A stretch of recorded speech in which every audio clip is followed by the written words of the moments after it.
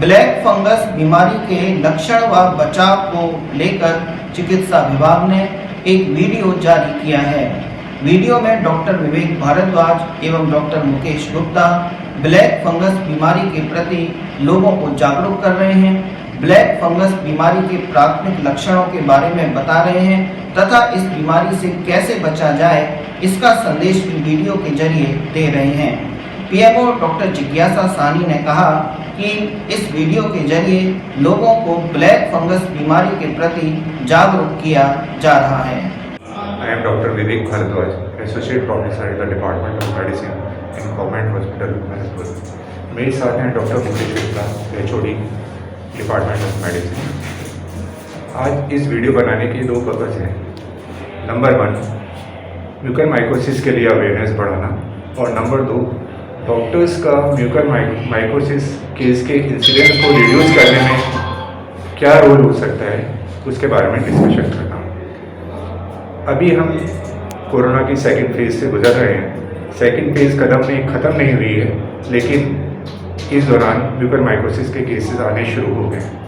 सबसे पहले हमें ये जानना होगा कि म्यूकरमाइकोसिस है क्या चीज़। यह एक फंगल इन्फेक्शन है जो कि पेशेंट की इम्यूनिटी सप्रेस होते ही उसमें डेवलप हो सकता है।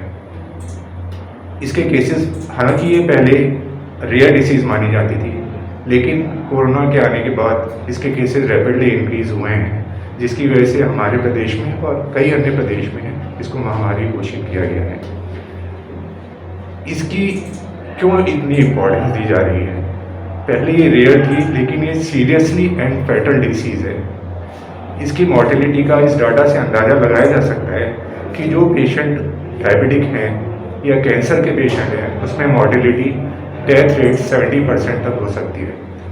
सेकंड, जो HIV के केसेस हैं उनमें डेथ 100% तक हो सकती है।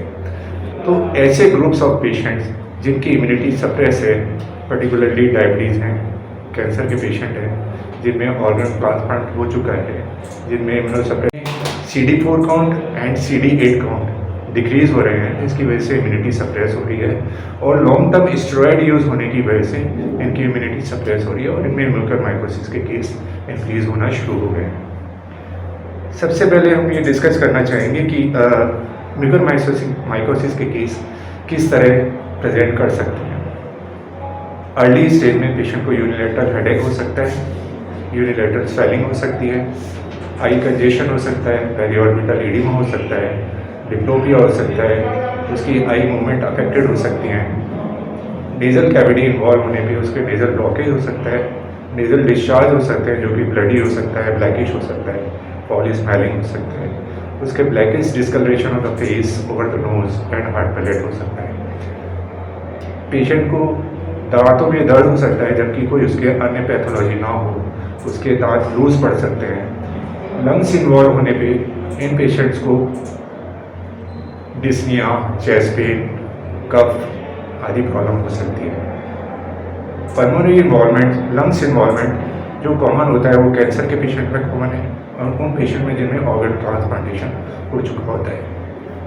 दूसरा, राइनोसेरिबुलर जो पहले पॉइंट बताए गए थे, दैट इज़ राइनोसेरिबुलर म्यूकरमाइकोसिस। वो केसेस डायबिटीज़ में और उन पेशेंट में जिसमें ऑर्गन ट्रांसप्लांट हो चुके हैं उनमें कॉमन है। थर्ड आता है बच्चों में। बच्चों में जो म्यूकरमाइकोसिस है वो प्रेजेंट करता है डायरिया, वॉमिटिंग, एब्डोमेन। इसमें कई बार स्किन इन्वॉल्वमेंट भी हो सकता है, जिसकी वजह से ब्लिस्टर फॉर्मेशन, अल्सर फॉर्मेशन और ब्लैकिश डिस्कलरेशन ऑफ स्किन हो सकता है। इस अर्ली डायग्नोसिस और अर्ली ट्रीटमेंट में पेशेंट की प्रोग्नोसिस अच्छी होती है। ट्रीटमेंट इसमें एम्फोटेंसिव बी और डिब्राइडमेंट ऑफ इन्फेक्शन लीजन का हो सकता है। सेकेंड पॉइंट ये है कि डॉक्टर्स का क्या रोल है कि म्यूकरमाइकोसिस केसेस के इंसिडेंस डिक्रीज कर सकते हैं। नंबर 1, उसमें यह है कि लिमिटेड यूज़ ऑफ स्टेरॉइड्स। यह माना गया है कि शुरू के फर्स्ट वीक में वायरस का रिप्लिकेशन होता है। उस फेज में यदि हम स्टेरॉइड यूज़ करते हैं तो वायरस रिप्लिकेशन और तेज़ी से बढ़ता है, जिसकी वजह से पेशेंट की इम्यूनिटी सप्रेस होती है और प्रोग्नोसिस पुअर हो सकती है। Second phase means in the second week patient में इन्फ्लेमेशन होता है। इन्फ्लेमेशन बॉडी के कई ऑर्गन्स में होता है। उस टाइम स्टेरॉइड की ज़रूरत हो सकती है, लेकिन स्टेरॉइड हर पेशेंट को नहीं दिया जाना चाहिए। माइल्ड केसेस में it is not indicated. In moderate severe cases, critical cases में स्टेरॉइड दिया जा सकता है जब उसकी ऑक्सीजन रिक्वायरमेंट कम हो। नंबर 2, जो पेशेंट कोविड से ठीक होके जा रहे हैं, जिसे पोस्ट कोविड माना जाता है, उन लोगों में म्यूकरमाइकोसिस के केस बढ़ रहे हैं बिकॉज उनमें इम्यूनिटी कम होती है। उनमें पेशेंट जब डिस्चार्ज होके जा रहे होते हैं या डॉक्टर्स के पास प्रेजेंट कर रहे होते हैं, उनमें मोटिवेट करना होता है कि पेशेंट उसके बाद भी, ठीक होने के बाद भी मास्क यूज़ करें, सोशल डिस्टेंसिंग रखें और हाई इम्यूनिटी वाली डाइट दिया करें। जैसे प्रोटीन डाइट है, फल वगैरह है जिसपे विटामिन मिनरल्स आते हैं। थर्ड इम्पॉर्टेंट चीज़ है कि early diagnosis of mucormycosis and proper time reference to the specialized unit, जिससे हम म्यूकरमाइकोसिस के केस करते हैं। Thank you. हमारे साथ डॉक्टर मुकेश गुप्ता जी, ये भी कुछ कहना चाहिए। धन्यवाद डॉक्टर विवेक जी। जैसे कि डॉक्टर विवेक जी ने सारा डिटेल में पूरा सब इसमें आपको बता दिया है, समझा दिया है कि भाई ये कोविड से महामारी से बराबर लड़ाई जारी है और इसमें हमारे लिए एक नई समस्या एक म्यूकरमाइकोसिस की अपीयर हो रही है। तो हमें कोविड को तो ठीक करना ही करना है, लेकिन हमें ये भी ध्यान रखना है कि मरीज उसके बाद इस नई बीमारी से पीड़ित ना हो, क्योंकि इसमें जो है मॉर्टेलिटी रेट काफ़ी ज़्यादा है बजाय कोविड के।